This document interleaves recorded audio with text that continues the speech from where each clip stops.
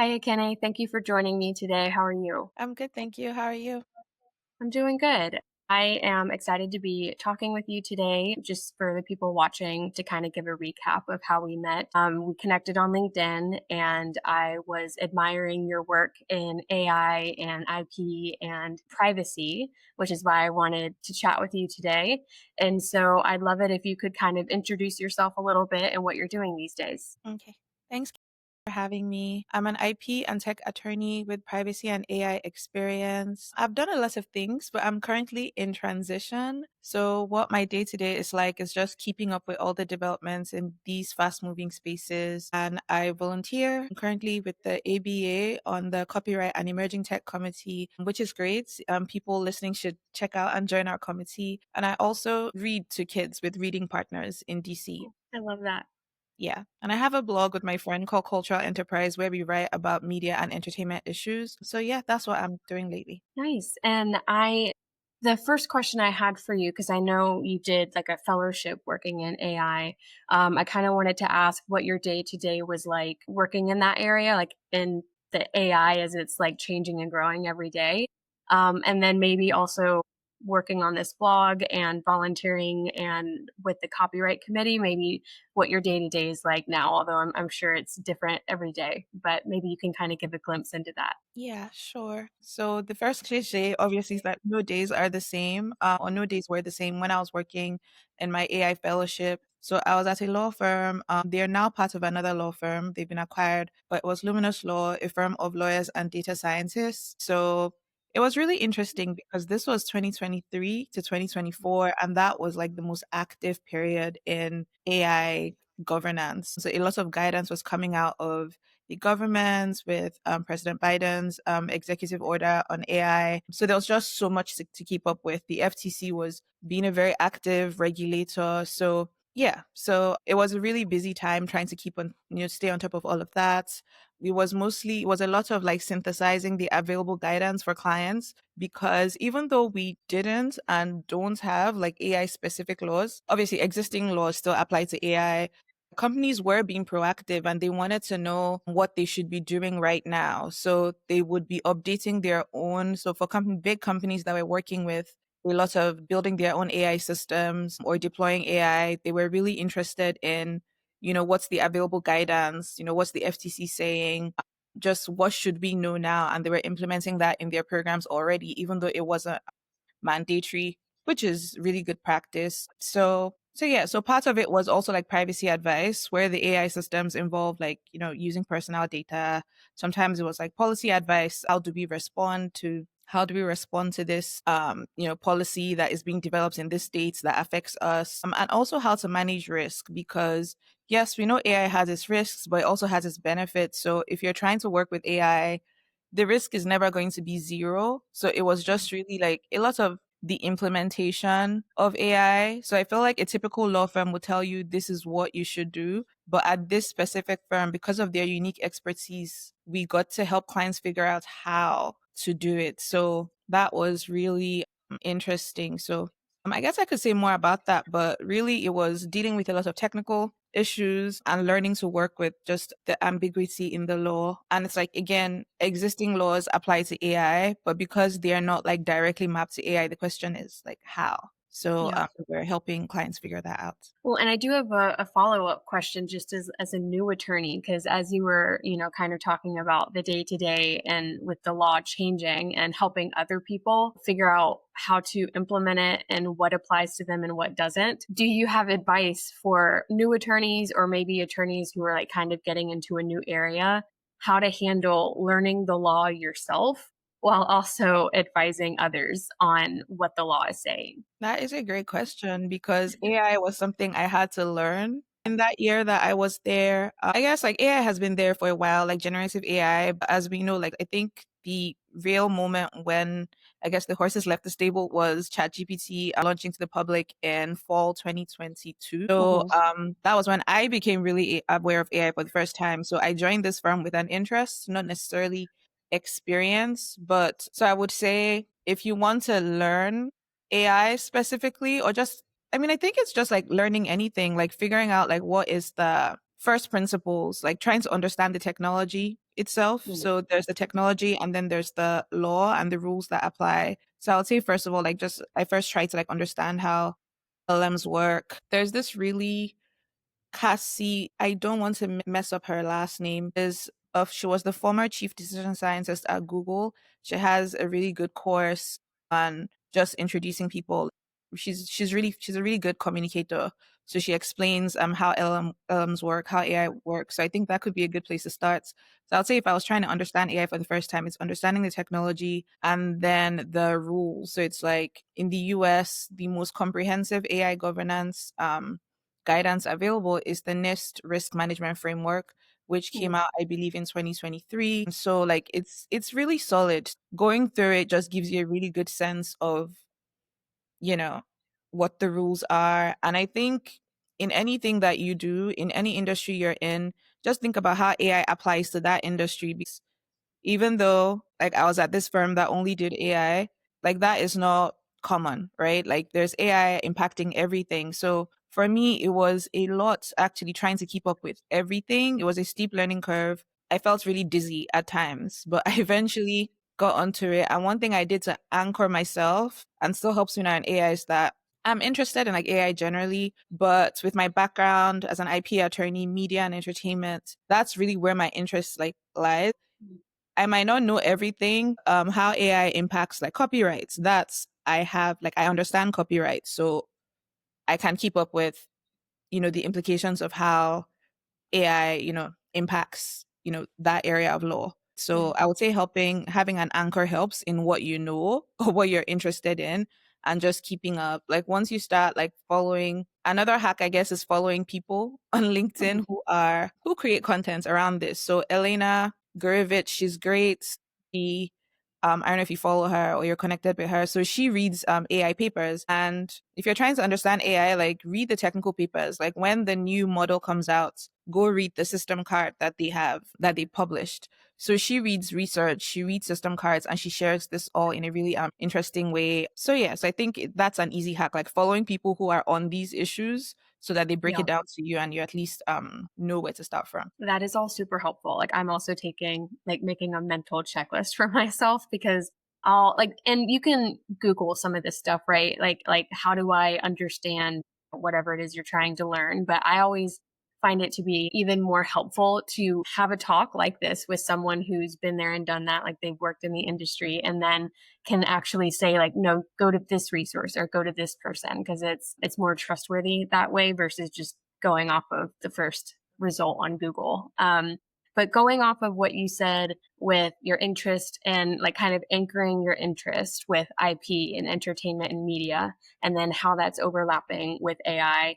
For the next year or so, do you have projections for how AI is going to develop or like what things might be changing or any events that you'll be watching over the next year with those areas? Yeah. So I guess I could talk about like IP specifically and then more broadly, like AI policy in general. So we have, I don't know, I've lost count of the number of cases that have been brought, copyright infringement cases involving generative AI, and LLM. So that has been interesting to watch over the last, I'll say a year or two. So just recently, there were two summary judgment rulings involving Anthropic and Meta, where the courts held that their use of books for training was fair use. The books that they had purchased or acquired for training was fair use. So that's just summary judgment. So those cases still have much further to go. So I feel like in the next year, like we'll just keep looking at that and seeing because the courts arrived at the same conclusion, but they have different approaches. So in the other cases, whether it's like I'm really interested in the New York Times and OpenAI case, Disney's case now against Midjourney. So these cases or the judgments that come out of these cases in the next few years will impact a lot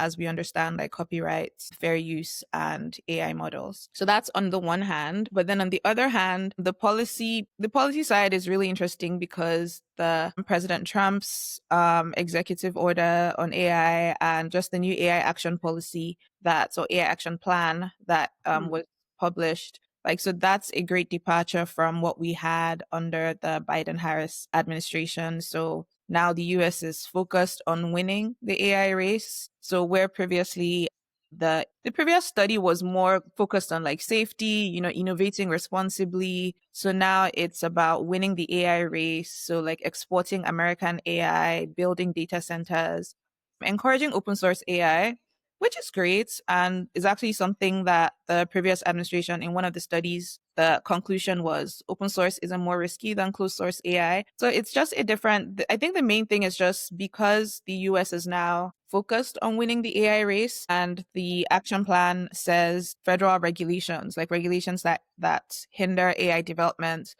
should be removed. So it'll be interesting to see, what ends up being removed. Because as I said, we don't have a lot of AI specific regulations. So will this Yeah. be like carve outs for AI?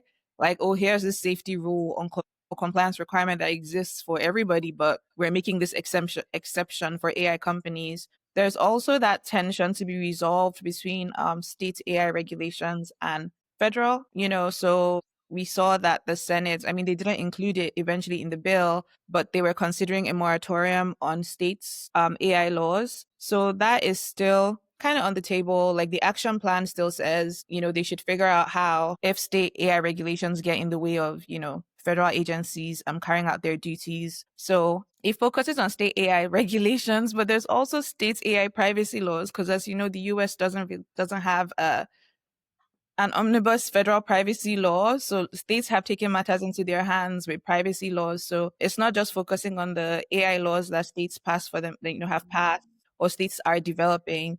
You would also have to look at privacy because, if the AI involves personal data, then the processing of personal data, then it's potentially impacted by privacy laws. Another thing, so NIST, as I mentioned, like the most comprehensive guidance available, they've also been like directed to remove references to climate change, DEI misinformation. So NIST is going to have to make those changes, but again, NIST, the RMF, the risk management framework is not law, it's not regulation, it's just guidance. So while that would be influential, it's not the same as like changing a law. Yeah. Another thing that should be interesting to watch is how government agencies like adopt AI. Because essentially, like the position in the plan is that agencies that can be using AI in their work to make them, faster or more efficient should use them. It'll be Yeah. interesting, right? So will people's housing or other benefits be determined by algorithms? And yeah, so there's a lot to watch. I don't know that this will be as an active time as 2023 to 2024 was, but Mm. there's still like changes to come for sure. And I have a quick follow up when you were talking about the shift from the last administration's approach to AI compared to this one. And this might be a silly question, I don't know, but I'm going to ask it anyways. How does a country know when they've won the AI race? Like, because like I hear that and I'm like, okay, but there's something about like what are we chasing after? I guess. And so I'd love to hear your thoughts on that. That's a very good question. And I also wonder how, like what the desired outcome is. Like Yeah. the US is a leader in science and technology, right? Today, like it is. I guess just that with AI, you have different countries are in this race. Everyone's trying to, because even in the EU, where they're taking a more safety first, product safety approach to regulation, there are concerns that just taking that approach is going to stifle EU companies because they don't have the room to innovate as freely as those in other countries without these restrictions like the US. Similar to like, just like look at our social media era, just the last 10, 15 years, move fast and break things. Um, yeah, I think that like China is a big challenge in AI, in the AI race with the things that they're innovating. So you have stuff like export controls, the US not wanting to have certain chips available to China for them to Yeah. build their AI with.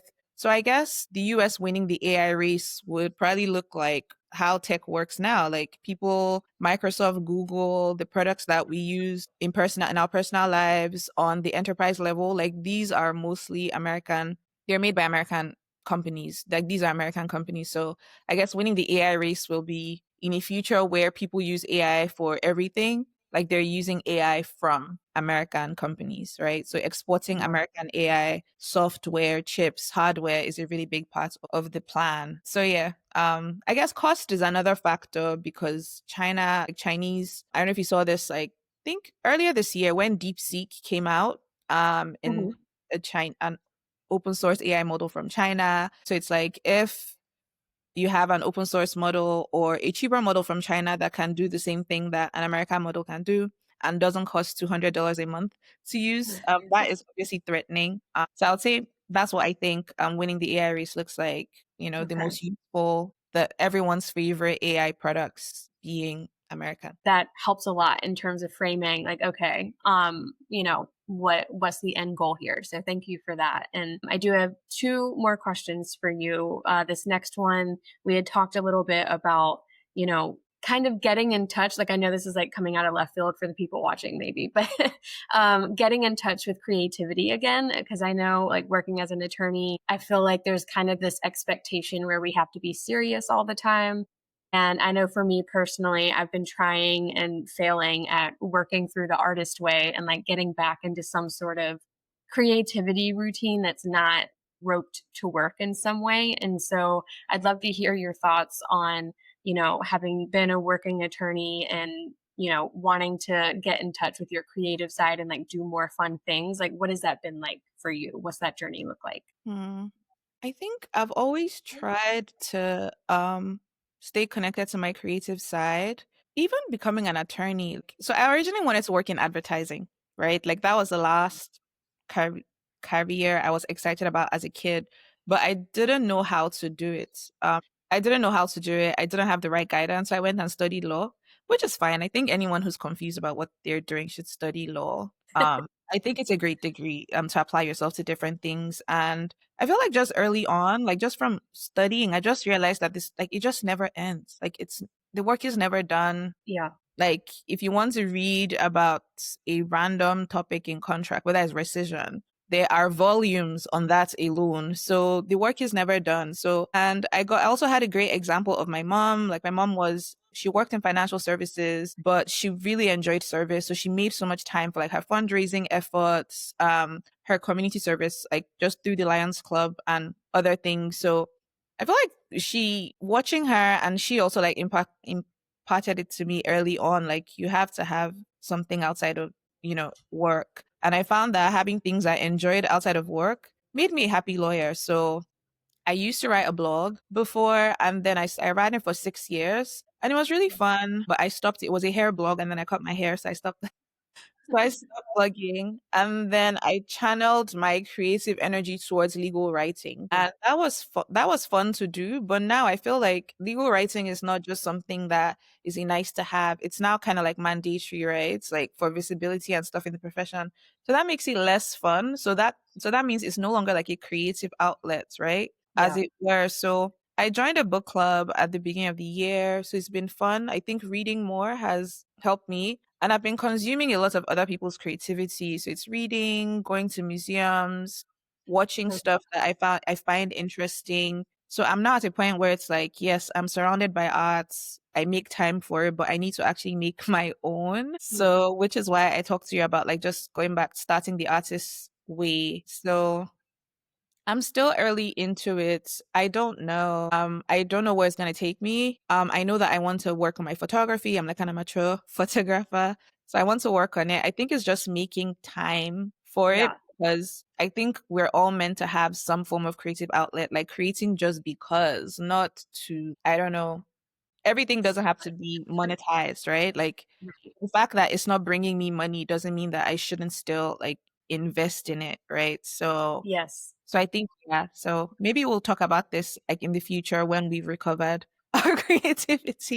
Yes, I would love that. That I often find myself like when I'm thinking about, oh, I want to paint this or draw this, and then my mind just naturally goes to, oh, what if I could sell that? And I think getting away from that mindset of can I sell this? How much can I sell it for? It just it ruins the process and then it takes the fun out of it. And so it's really hard to not think of it in that way. But you saying surrounding yourself with art made me think of Ray Bradbury. I guess an essay he had written a while back, obviously, about advice to writers and how his advice is to just consume other people's creations. So, poetry, essays, books, whatever it is. And that was his way of like just taking in as much as he could. And then that would help him sit down and like create and do his own thing. So, it sounds like you're on your way to finding what your next creative milestone will be. I hope so. Yes, I believe it. And then my last question, which is like a standard question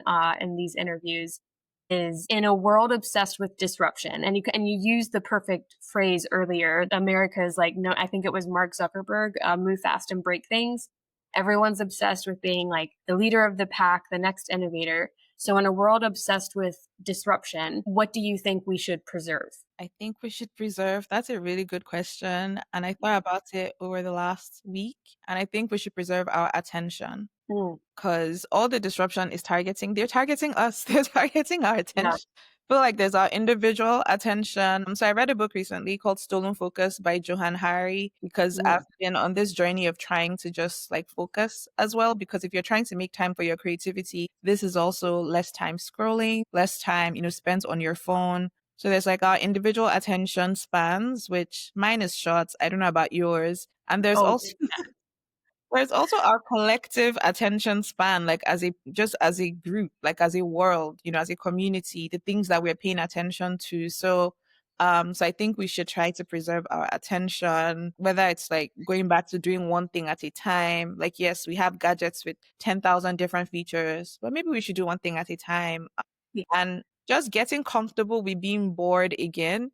Cause me, I always say like I'm never bored, but I realized that that's also because there's always something to do. Like you have a thought and next thing you can Google it and then you go down this rabbit hole. So even though that might feel more productive than just scrolling a timeline, it's like we're not meant to be like that 247 and just also limiting convenience. Like, okay, the fact that you can get something tomorrow, must you get this thing tomorrow? So overall, I think let's just preserve our attention. Yeah, I love that. That's something I did recently was I went back and got a library card, and there was a very specific series I wanted to start, and the first book was checked out at 2 different libraries. I was so tempted to just order it. I was like, "Nope, that like this is why I did this. I'm gonna wait." It's been really nice. It's like giving me flashbacks to like summer in between, in elementary school and middle school when you would have summer reading assignments. So highly recommend that for anyone who's thinking of it. It is like libraries are cool. Just put that hold in advance. The book will get to Yes. you when it gets to you. Yeah. Yes. Yeah. This was a great conversation. Thank you so much. If people want to connect with you online, where can they find you? I'm on LinkedIn. Yeah. Nice. LinkedIn. It's great. I'm always plugging it. Thank you so much for your time. And I hope you have a great day. Thank you.